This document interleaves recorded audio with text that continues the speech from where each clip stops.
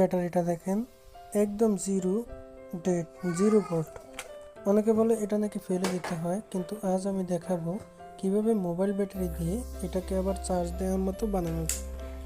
কিন্তু এটা করতে গেলে একটা বড় রিস্ক আছে, ভিডিওটা শেষ পর্যন্ত দেখবেন। প্রথমে বুঝি এই ব্যাটারিগুলো আসলে জিরো ভোল্ট কেন হয়।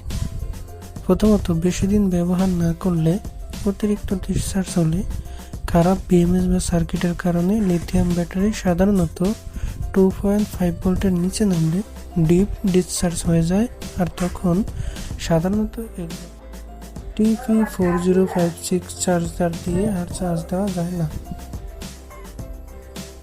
এই কাজটা করার আগে একটা কথা মাথায় রাখবেন, সব ডেড ব্যাটারি কিন্তু ঠিক করা যায় না।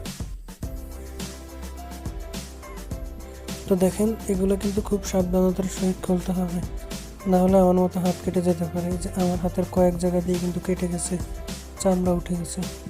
আপনারা তো দেখুন, এটার জন্য কী করবেন, একটি চার্জওয়ালা মোবাইলের ব্যাটারি নিয়ে প্লাসের সাথে প্লাস এবং মাইনাসের সাথে মাইনাস 10 সেকেন্ড 15 সেকেন্ডের বেশি না ধরে রাখবেন। এরপরে আস্তে করে ছেড়ে দেবেন, কাজ হয়ে গেছে।